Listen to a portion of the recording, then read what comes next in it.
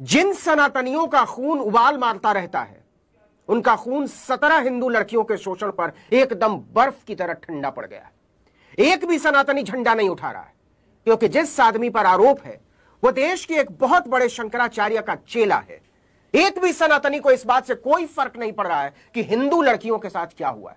कहां है बजरंग दल वाले, कहां है विश्व हिंदू परिषद वाले, कहां है हिंदू वाहिनी वाले, कहां है भाजपा वाले, कहां है 5 स्टार प्रदर्शनकारी स्मृति ईरानी और बांसुरी स्वराज। कोई छू तक नहीं कर रहा है और करेगा भी नहीं। लिख कर ले लीजिए।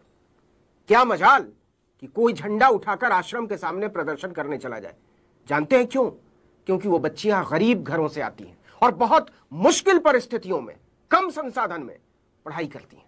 जी हां, बलात्कारी राम रहीम, बलात्कारी आसाराम, बलात्कारी नारायण साईं और अब सनातन का एक और स्वामी संगीन आरोपों में भागा भागा फिर रहा है। एक नहीं, दो नहीं, 3 नहीं, 5 भी नहीं, पूरे 32 लड़कियों ने बयान दर्ज कराया। सब की सब बेहद गरीब। जब उन्होंने मजिस्ट्रेट के सामने स्वामी की करतूतों का चिट्ठा खोलना शुरू किया तो रोंगटे खड़े होते चले गए। और जानते हैं आप यह आश्रम कहां है? देश की राजधानी दिल्ली में, दिल्ली के भी समृद्ध इलाकों में गिने जाने वाले दक्षिणी दिल्ली में, और दक्षिणी दिल्ली में भी सबसे पॉश इलाके वसंत कुंज में। हो सकता है आपने वेब सीरीज आश्रम देखी हो। बिल्कुल उसी तरह का एक आश्रम कांड देश की राजधानी दिल्ली में हुआ है। जी हां, दक्षिणी पश्चिमी दिल्ली के वसंत कुंज इलाके में स्थित एक प्रसिद्ध आश्रम के संचालक पर छात्राओं के साथ गंदा काम करने का आरोप लगा है। आरोप है कि आश्रम के रंगीले संचालक स्वामी चैतन्यानंद सरस्वती उर्फ डॉक्टर पार्थ सारथी ने ईडब्ल्यूएस छात्रवृत्ति से पीजीडीएम कोर्स कर रही छात्राओं के साथ अश्लील हरकतें किया करता था। इतना ही नहीं, वो छात्राओं को व्हाट्सएप और एसएमएस के जरिए अस्सलाम वालेकुम रहमतुल्लाहि व बरकातुहू। अज़ीज़ान मिल्लत इस्लामिया, आप तमाम उम्मती को अबू फैसल की तरफ से सलाम मर्द है। घर में बड़ी पर्दानशीन इज़्ज़तदार माँ और बहनों को अबू फैसल की तरफ से सलाम मर्द है। बहरहाल बहरकैफ अल्लाह से उम्मीद है आप लोग खैरियत से होंगे, अल्लाह की हिफाजत में होंगे। इन मलूनों की मलामत से, इन फ़िरक़ा परस्तों की फ़िरक़ा परस्ती से, इन दरिंदों की दरिंदगी से, इन मावलिंचरों की मावलिंचिंग से, इन बलात्कारियों की बलात्कारी से, इन दहशत गर्दों की दहशत गर्दी से महफूज होंगे। अल्लाह आप लोग अपने हिफ्ज़ अमान में रखे, अल्लाह अपनी हिफाजत में रखे, अल्लाह हर आबा हर शर से महफूज रखे। बहरहाल बहरकैफ में रज़ीज़ दोस्तों, मेरे भाइयों, देश के हालात से भी आप लोग वाकिफ़ है और देश के बाहर के हालात से भी आप लोग बचा वाकिफ़ है। लेकिन ये आपका भाई देश की एक खबर सुनाऊंगा। उन सनाथियों के लिए किधर है? अरे बजरंगी केंचुओ किधर है? अरे विश्व हित परिषद के अरे दल्लो किधर है? 17 हमारी भारत की बेटियों की इज्जतें लूटता रहा वो स्वामी आश्रम का, लेकिन अब सब कुछ मालूम होने के बाद भी तुम लोग मुंह तक नहीं खोले, क्योंकि तुम्हारी औकात ही नहीं है। तुम लोग कुछ नहीं कर सकते रे।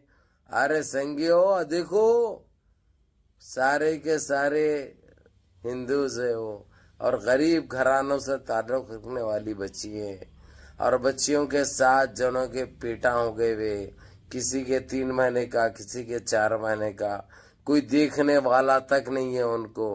कितनी शर्म की बात है। ये हमारी भारत की बेटी है, चाहे कौन से भी मजहब से रहे, हमको इससे कोई लेना देना नहीं है। और वो भी कहाँ पे हो रहा है ये सब? वो आश्रम है किधर? न्यू दिल्ली में, जबकि हमारी राजधानी है।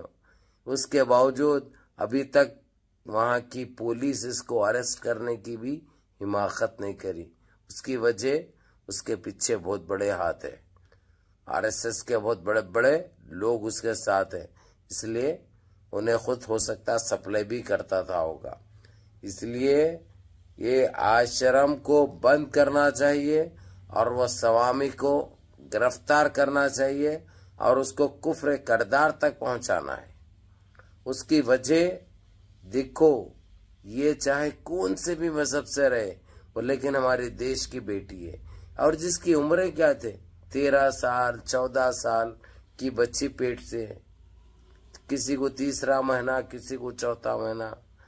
कैसी इज्जतें लूटा इसने, कैसा वो लोगों के साथ बलात्कार करते रहा। अभी तक इतना कुछ होने के बाद, पूरा मंजर आम पे आने के बावजूद भी उसको अभी तक गिरफ्तार नहीं किया गया।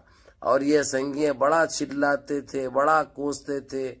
अभी ये कोई झंडा उठा के नहीं जा रहा वहां पे आश्रम के पास, किसी की जरूरत नहीं हो रही, किसी की औकात नहीं है।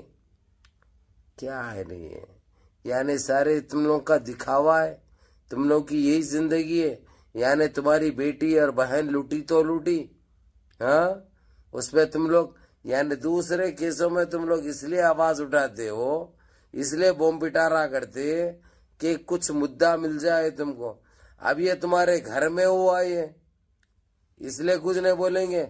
घर की बेटियां बहनें लूटी, पेटा हो गए, इज्जत ने लूटी उनकी, लेकिन बोलने की तक हिम्मत नहीं है।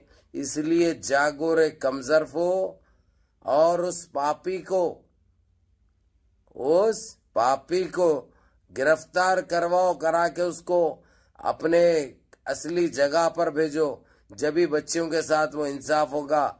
और उल्टा धमकियां भी दी जा रही है बच्चियों को, अगर जब मुंह खोले तो खत्म कर देते, लेकिन मुंह तो खोलने पड़ता, न तो ये पैर पा लेके कहाँ फिरते। इससे तो मालूम होगा ना भाई, बच्ची 10-11 साल की उम्र में गई थी अंदर, 2 साल के बाद बाहर नहीं कर रही तो मुन्ने को लेके नहीं कर रही उन्हें। कितनी आइब की बात है। कौन से उससे बात करती हो तुम लोग? अपने आप को तो देखो, पहले अपने चेहरे को देखो आईने में, तुमको हकीकत का पता चल जाएगा।